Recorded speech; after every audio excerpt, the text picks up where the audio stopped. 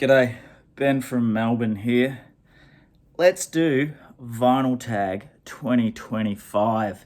Of course, I've figured out a way to Australianize it, so everything I show is going to be Australian records to answer these questions. This was created by a Pretty Green Vinyl guy who I'm not familiar with. I've just subscribed to him, gonna check out his stuff. There's already been a few of these done so far. Yeah, so I think let's just get into it. Best purchase of 2024, new or old? Well, it was a nice surprise to see Orb back in action with Taylor Bend and with a second guitarist. So more of that stuff you love and then some. They've discovered a new feather in their bow. Is that the term? You know what I mean. It's been maybe 8 years, I think, since Orb have released a record, and this is a banger. 50 years later, best album from 1974.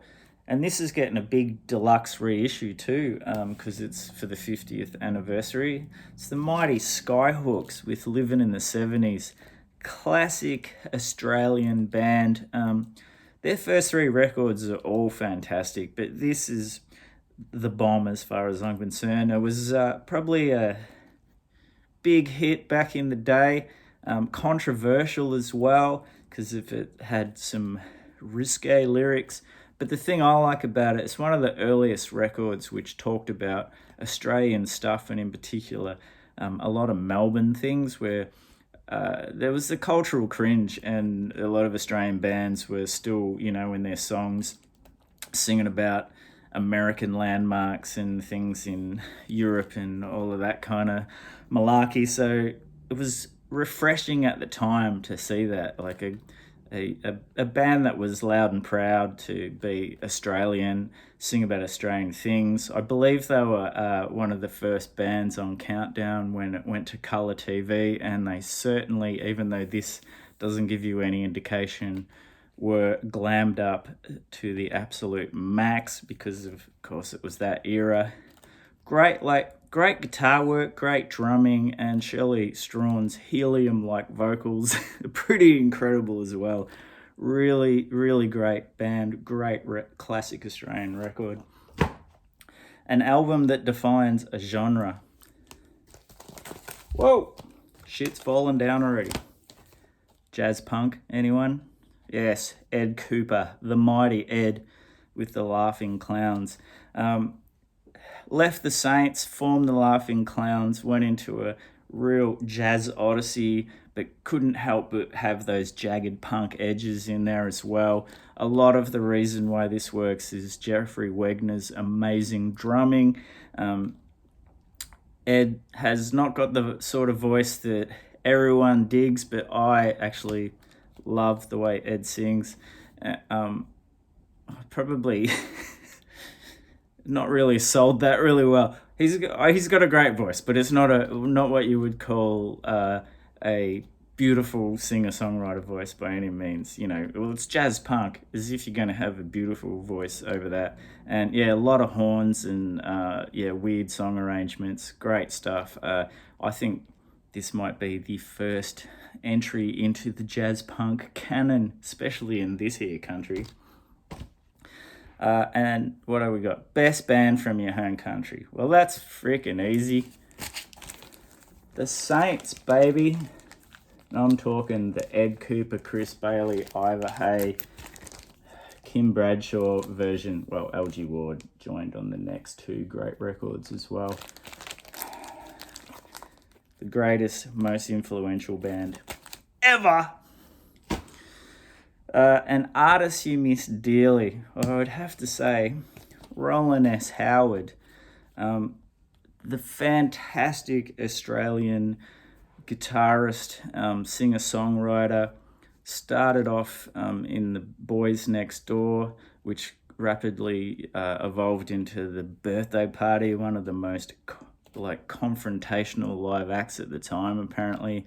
And from listening to the records, some of the most innovative wild guitar playing. Like Roland's one of those guitarists that just sounds like Roland straight away, and then went on to join another amazing band, Crime and the City Solution, led by Simon Bonney. Then formed his own band after a few collaborations with Nicky Sutton and Lydia Lunch, his own band called These Immortal Souls with his brother Harry Howard. And then in 1999 released his first solo record, and we had to wait another 10 years for this one, Pop Crimes, because poor old Roland had suffered from substance abuse and depression, and sadly, not long after this, died from cancer. So we didn't get enough music, in my opinion, from Roland, because right up to the end, the quality was there. Like, his 2 solo records are amazing, but there should have been more. Righto, best live album in your collection. Well, I got a few. The Aints came to mind, which is a cracker, but this, like, will take the top of your head off. As you can see, it's already taken some of my hair off. The Celibate Rifles, Kiss Kiss Bang Bang, recorded at CBGB's in, what does it say? You should read that first before you make big statements. 86. Yeah, this is just killer. Like, this is a live band that's tighter than a fish's ass and right in your face. Like, it starts off with Back in the Red, and then, and there's even some cool covers, great cover of Burn My Eye as well, like the Radio Birdman song. Just jumps out of the blocks and never lets go. If you love punk-influenced Radio Birdman style, yeah, like, you will love this. Celibate Rifles in general are amazing, but this is an incredible live record. Would have been amazing to be at that show. Right, next question. Your partner just jumped you. That would be a completely different record to the one that I picked. It'd be a bit more funky, I reckon. But the question is actually, your partner just dumped you. What album are you putting on? Well, of course, it's got to be Mikey Young's compilation that he put together called Sad About These Times. And I think if I read the little blurb, it will describe it perfectly.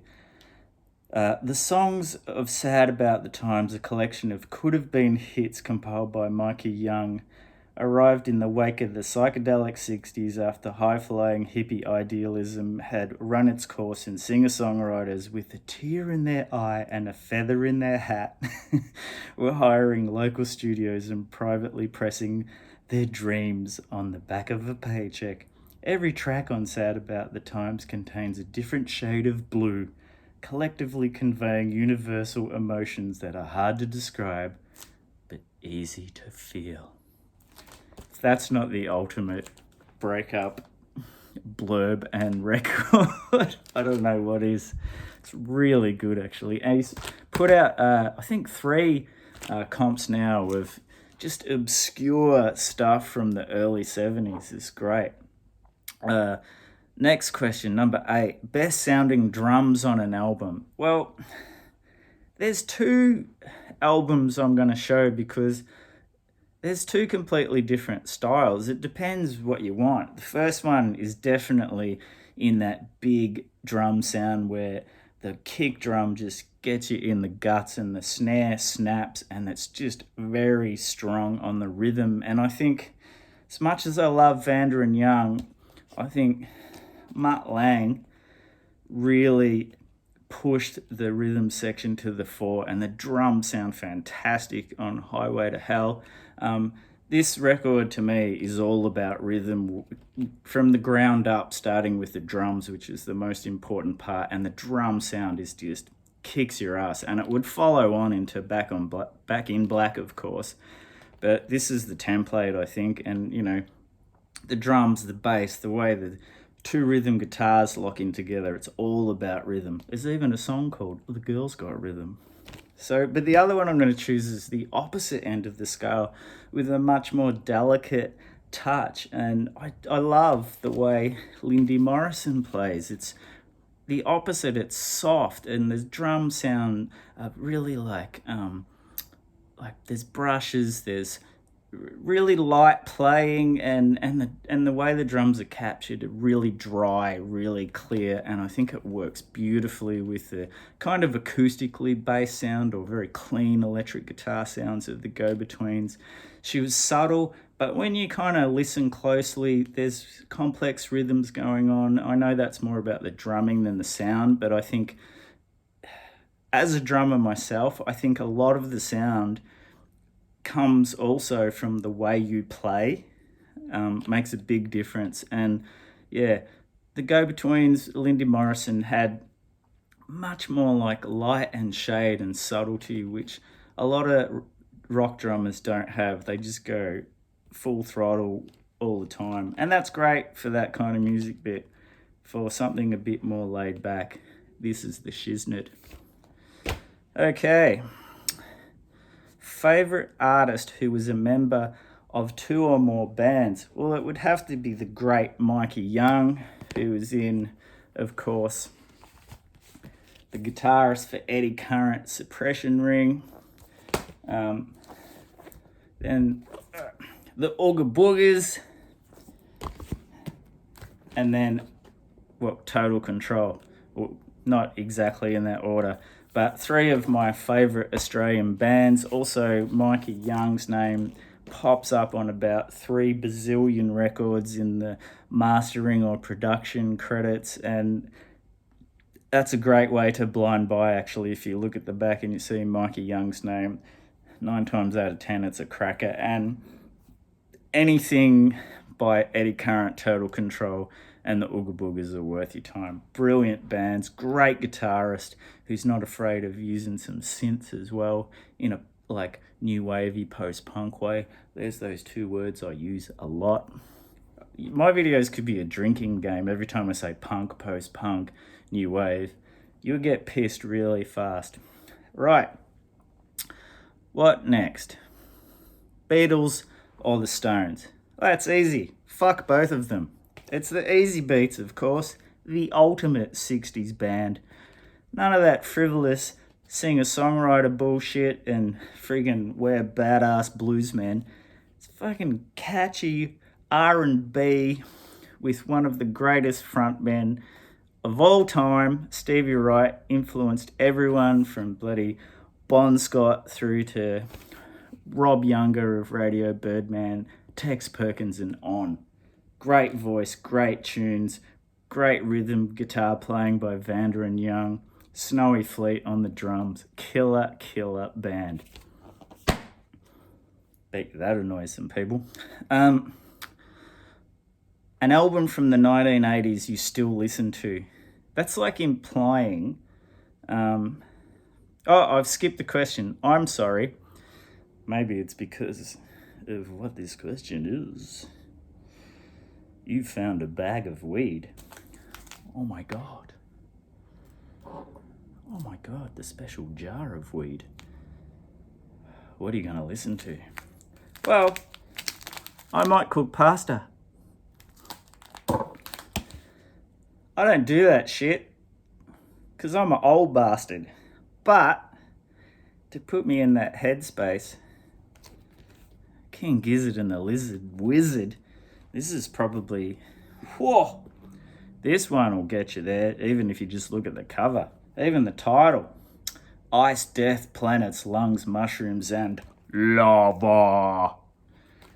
This is like if Santana were a krautrock band, got the searing guitar solos, the amazing polyrhythmic beats from Cavs.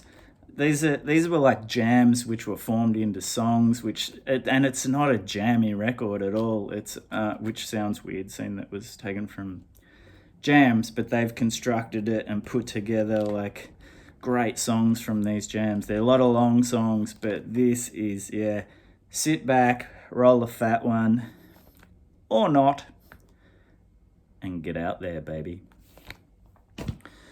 Okay, an album from the 1980s, that's the one I jumped straight to, that you still listen to, that implies that you don't listen to stuff from the 1980s anymore, which I still do listen to a lot. There's so many great things from the 1980s. There's the whole amazing underground punk scene and indie rock scene that started in the 80s. There's great mainstream rock bands, and one I'm gonna pick is like right from the start of the 80s is the great Sunny Boys. A successful band, had hits with I'm Alone With You, which is off this debut album. This is a reissue. I'd showed an original in a previous video, so I thought I'd show this.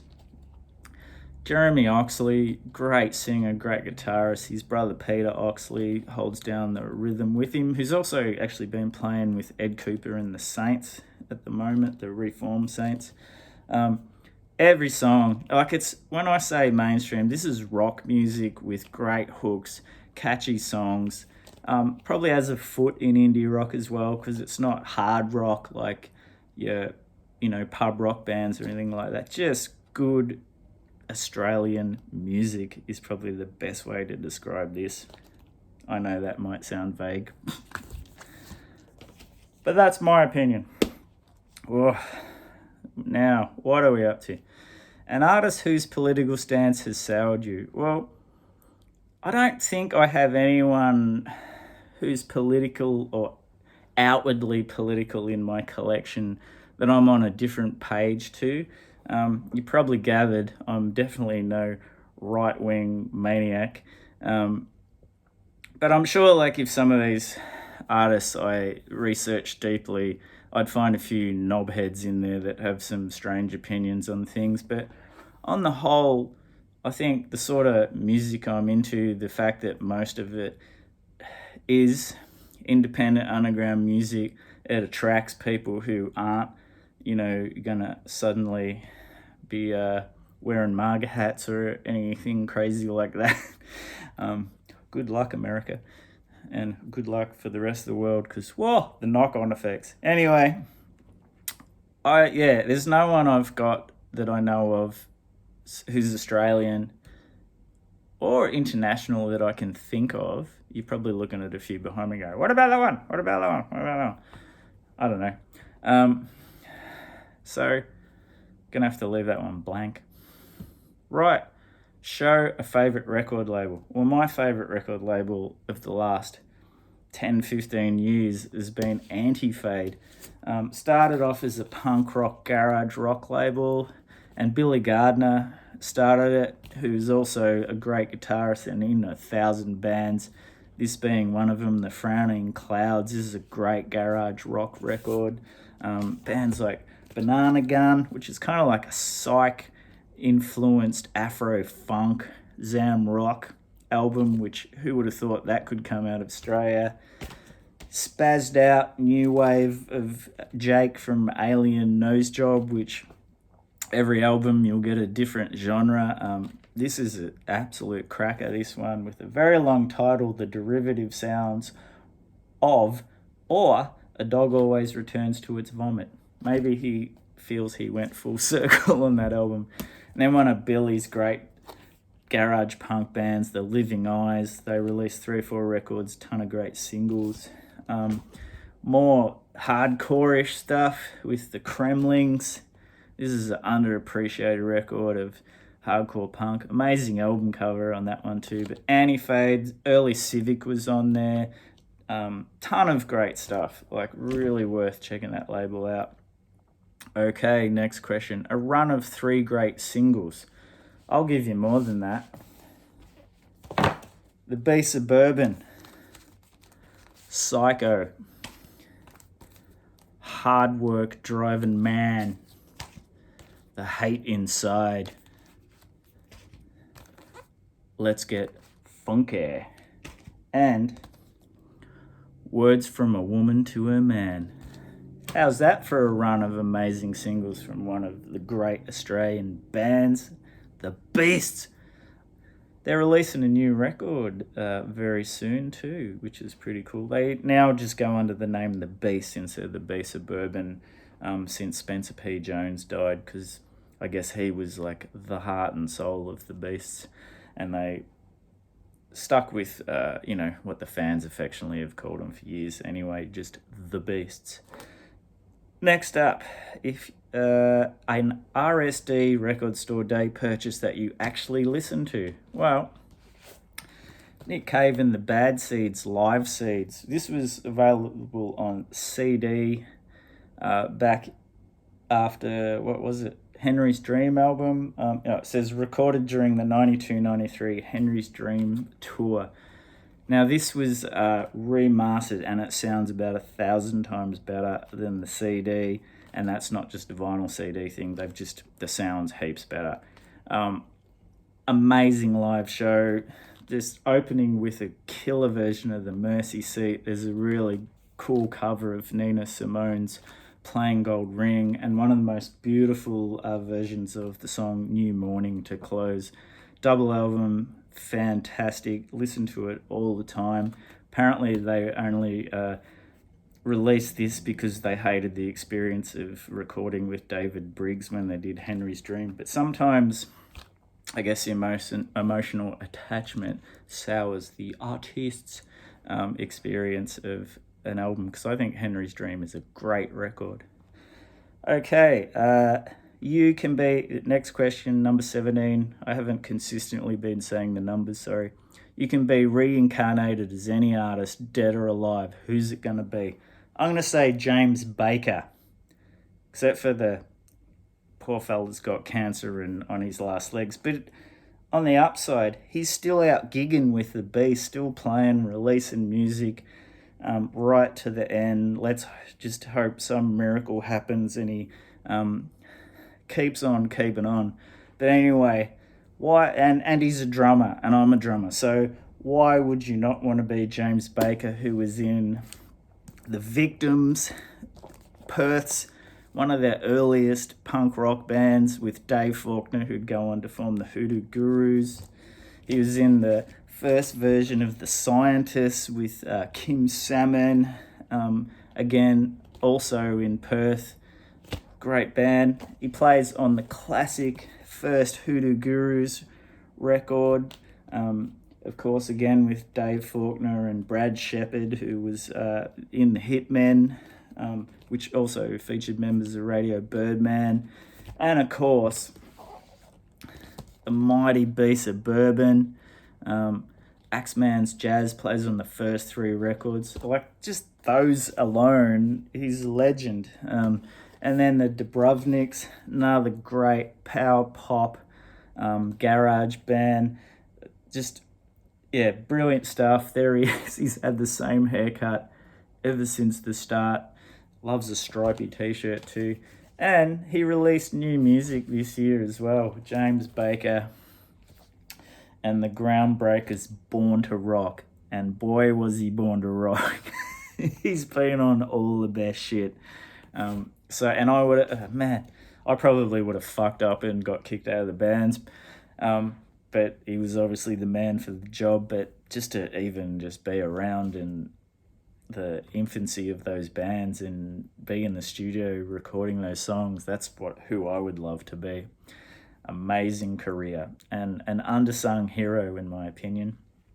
Next question, number 18. Best 3 lines in a song. Well, I could have possibly showed The Hate Inside by the Beast with the chorus of I hate my dog, I hate my wife, I hate my 2 kids. Bit dark, but you got to hear the song. It's definitely very black humor. Some people have done this and they've gone for very poetic stuff and meaningful things. And I decided to go fantastic song and a genre-changing song in Australia, one of the best psychedelic singles ever released, which is Russell Morris's The Real Thing. Bit not particularly deep, but I love it.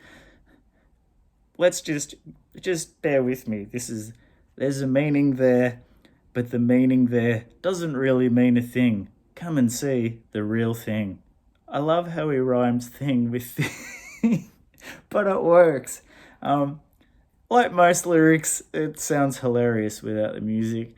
And Who said it had to be smart? It just had to work for the song, and it does. You can go and pick your friggin' Bob Dylan poetic stuff, but I'm going with the real thing.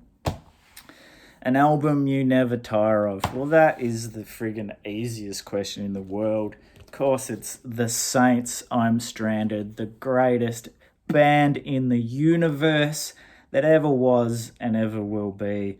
This debut is perfection, in my opinion. If you don't have it, burn your record collection right now. Okay. Last, big opinions going on in this. Last question, number 20. Share your favorite VC channel. How could I do that? Like, I love you all. Well, except for the ones that I don't love. But I do. Like, there's so many awesome people out there doing interesting things with this format. So many, like, different tastes and things that I've never heard of that I've got into. It's a pleasure to learn new stuff. But it's also a costly affair as well. But it's great, and I've also had the opportunity to meet a few of you out there in the wild when I've traveled, which was fantastic. So I'm gonna say all of you are my favorite channel, like my children. All right, that is it, and I think I might sign off on this one. Have a great break at this time of the year and a great New Year's, however you celebrate these things. Have a good one. I'd like to thank everybody for their support. I had a big bump in subscribers this year. I appreciate everyone. I hope you continue to enjoy the bullshit that I pump out on this channel. It's all with tongue-in-cheek, and it's, just my opinions on music. You don't have to agree, but be nice in the comments. Don't be a trolling fuckwit. And again, thanks for another ripper year. Take care, and see you in 2025. That was just a coincidence that I held up 5 fingers. I was really just waving goodbye. See ya!